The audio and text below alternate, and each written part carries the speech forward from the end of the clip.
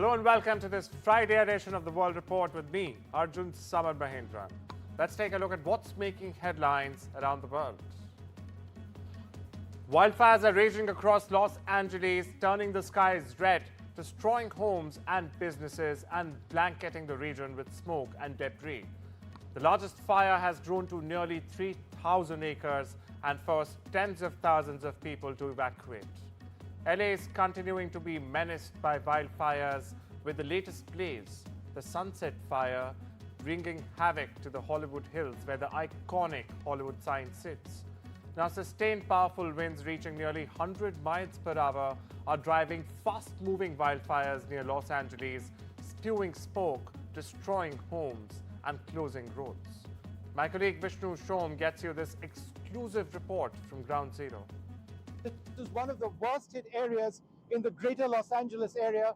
You can see fire trucks behind me, and they're actually trying to put out fires in this particular home. This entire area has been entirely burnt out.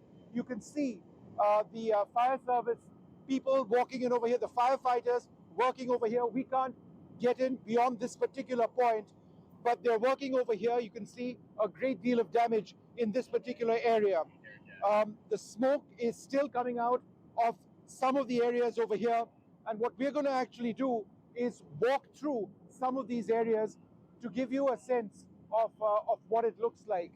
And everywhere that you see, there's devastation. So just follow me as we, Stephen, go to this area and just point out that there's still smoke coming up from these homes which were completely destroyed, as you can see over here. And there are any number of homes which have been entirely destroyed.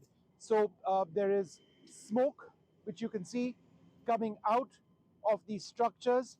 A lot of stuff burning, we can smell it. There is ash in the air as well. If we move across this road, and this seems to be an affluent part of this area. We can see cars which have been entirely burnt out, and home after home has been completely destroyed. These are the savings of people completely destroyed, decimated, and this house behind me destroyed as well. Now, I'm just going to update our viewers on what the overall situation is. The situation remains tense because even though right now it seems that the wind speeds have come down, they aren't entirely certain that the winds have gone away. And until the winds go away, there is a huge problem over here because it's the winds which are spreading the fires. There are at least 4 to 5 major fires in the greater Los Angeles area, and all of these are uncontained. And it's these embers which reach out far, which trigger fires in areas which are incredibly dry. There is usually rainfall which happens. There is rainfall which happens this time of the year. That's not happened. There are wildfires which take place across this region, but that happens in the month of October by and large.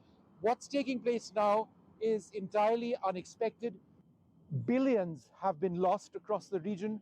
The sense is that when this all gets figured out, you're looking at the most expensive natural disaster in the history of the United States of America. Outgoing Canadian Prime Minister Justin Trudeau's Liberal Party has said it will choose a new leader on the 9th of March ahead of the 2025 elections, for which polls show the party is indeed in a very weak position. Now, the Prime Minister announced on Monday that he will step down in the coming months after 9 years in power, bowing to the pressure from lawmakers alarmed by the party's miserable showing in pre-election polls. Trudeau said that he would stay on both as Prime Minister and Liberal Party leader until the party chooses a new chief. Meanwhile, Chandra Arya, the Indian-born Member of Parliament in Canada, has announced his intention to run for the post of Prime Minister and the leader of the Liberal Party, following Trudeau's resignation as Prime Minister earlier this week. Now, Mr. Arya, who hails from a village in India's Karnataka, emigrated to Canada about 2 decades ago with his wife and son. He was first elected to the Canadian House of Commons in 2015 as part of the Liberal wave led by Trudeau himself. Now, the Liberal Party had then won the majority number of seats.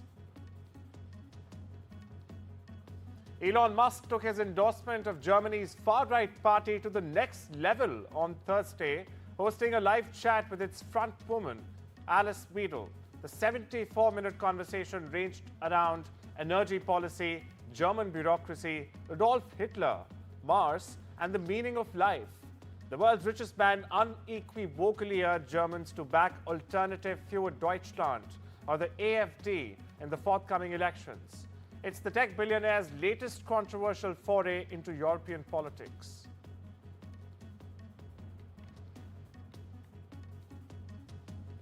Venezuelan opposition leader Maria Correa Machado was seen exiting an anti-government protest in Caracas on Thursday before her term reported her arrest by security forces. Moments later, there were official denials of her arrest in a confusing episode that capped a day of protest seeking to block President Nicolás Maduro from clinging to power. It remained unclear what exactly happened after Machado bid farewell to hundreds of supporters, hopped on a motorcycle and raced with a security convoy down a main Caracas avenue. At 3:21 p.m. local time, Machado's press team said in a social media post that security forces have quote-unquote violently intercepted her convoy. The United States has no current plans to increase its military presence in Greenland, the US Embassy in Copenhagen said on Thursday, following renewed interest by incoming President Donald Trump in acquiring the Arctic island. Trump, who takes office on the 20th of January, said this week that Washington control of the strategically important Arctic island was an absolute necessity and did not rule out using military or economic action such as tariffs against Denmark to make it happen.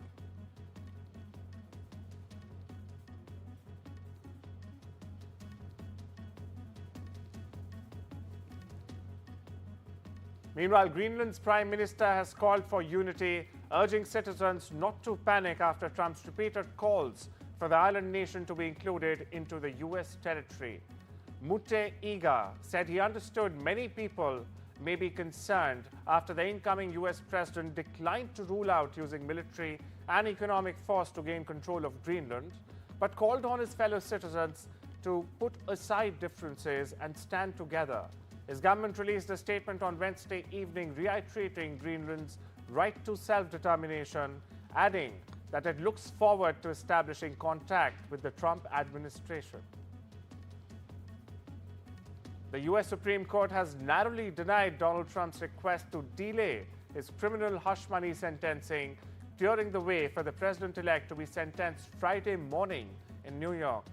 4 of the 9 justices indicated they would have granted Trump's request to halt his sentencing. However, Chief Justice John Roberts and Trump appointee Justice Amy Coney Barrett joined the court's 3 liberal justices, in fact, to deny Trump the relief he sought. On the other hand, a federal appeals court has cleared the way for the public release of special counsel Jack Smith's report on the 2020 election interference case against Trump over objections of the president-elect. US President-elect Donald Trump has said a meeting was being set up between him and Russian President Vladimir Putin, but the Republican offered no timeline for talks between the two leaders. Trump offered no timeline for a meeting. Trump's return to the White House on the 20th of January has sparked hope of a diplomatic resolution to end Moscow's invasion of Ukraine that began in February 2022. But it has also led fears in Kiev that a quick peace could rather come at a high price for Ukraine.